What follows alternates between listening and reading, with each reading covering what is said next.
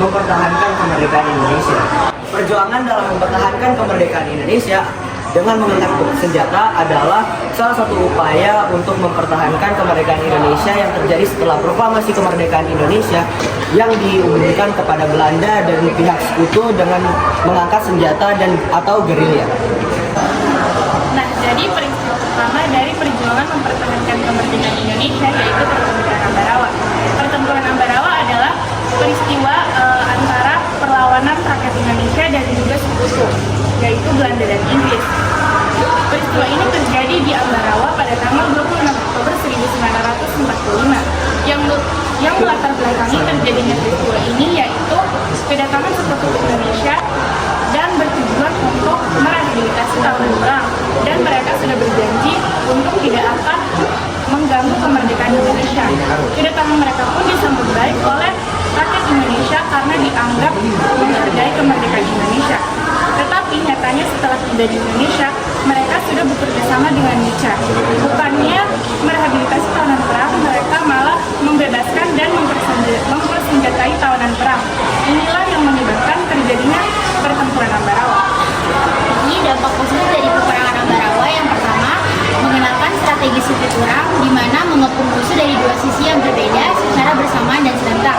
Yang kedua, TNI menjadikan 15 Desember sebagai Hari Infanteri atau Hari Juang Kartika, dampak dari peperangan Ambarawa. Ketiga, sekutu berhasil dipukul kembali ke Semarang dan melepas kedudukan mereka di Ambarawa. Dampak negatif dari peperangan Ambarawa. Yang pertama, seperti peperangan yang lainnya, perlawanan Ambarawa banyak menewaskan korban jiwa terutama dari pihak Indonesia. Yang kedua, gugurnya Letkol Isdiman Suryokusumo akibat terkena serangan pesawat. Letkol Isdiman Suryokusumo tewas pada saat perjalanan ke rumah sakit.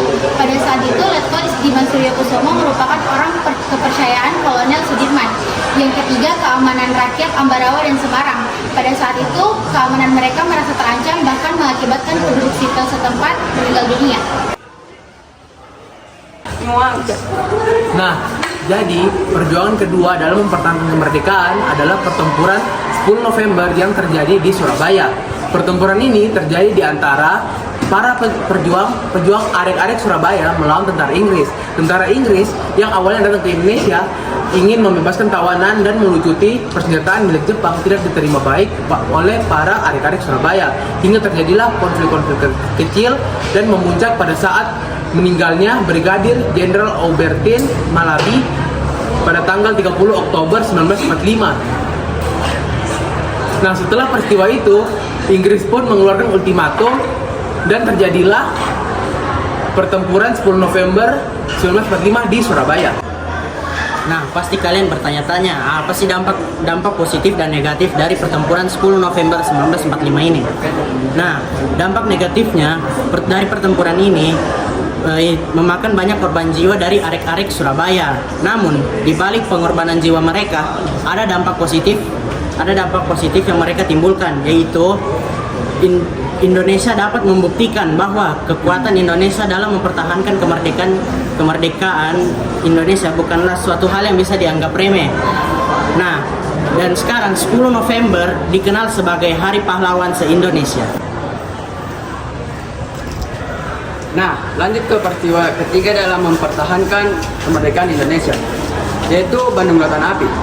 Istilah Bandung Lautan Api ini didapatkan pada tanggal 26 Maret 1946. Pada saat seorang wartawan bernama Aceh Bastaman menyaksikan atau melihat pembakaran Bandung dari bukit Gunung Leotik di seputaran Garut. Dari puncak ia melihat pembakaran Bandung. Saat tiba di Tasikmalaya, ia sangat bersemangat membuat berita dan memberi judul Bandung Jadi Lautan Api.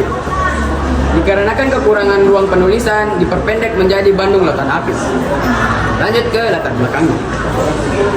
Pasukan Inggris bagian dari Brigade MacDonald tiba di Bandung pada tanggal 12 Oktober 1945. Sejak semula, hubungan mereka dengan pemerintahan Republik Indonesia memang sudah tegang. Mereka menuntut agar semua senjata api yang digunakan dalam perang turun di tangan penduduk kecuali tangan TKR. Setelah itu, orang-orang Belanda yang telah dibebaskan dari kamp tawanan mulai melakukan tindakan-tindakan yang mengganggu keamanan. Akibatnya, bentrokan persenjataan di antara Inggris dan TKR mulai tidak dapat dihindari. Ada pula di Bandung, markas persenjataan peninggalan Jepang yang ingin juga diperebutkan oleh Inggris. Peristiwa pembumi hangusan Bandung tersebut dianggap salah satu strategi yang paling tepat dalam perang mempertahankan kemerdekaan Indonesia. Peristiwa pembumi hangusan Bandung tersebut dianggap merupakan strategi yang paling tepat dalam perang mempertahankan kemerdekaan Indonesia karena kekuatan TNI dan Misili Rakyat tidak sebanding kekuatannya dengan pihak Sekutu dan NCA yang berjumlah sangat besar. Peristiwa pembumi hangusan Bandung tersebut dianggap merupakan strategi yang paling tepat dalam perang mempertahankan kemerdekaan Indonesia karena kekuatan TNI dan Misili Rakyat tidak sebanding kekuatannya dengan pihak Sekutu dan NCA yang berjumlah besar.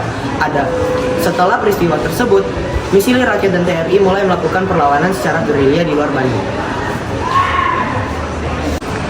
Nah, lanjut ke dampak positif dan negatif.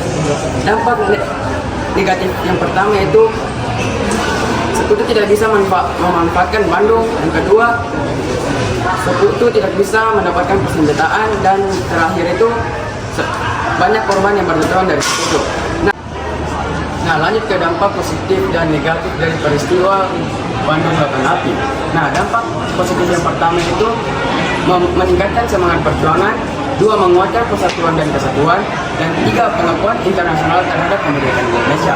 Nah, dampak negatif itu yang pertama, Sekutu tidak bisa memanfaatkan Bandung, dan kedua, Sekutu tidak bisa mendapatkan persenjataan, dan yang terakhir dari dampak negatifnya itu banyak korban yang berjatuhan dari Sekutu.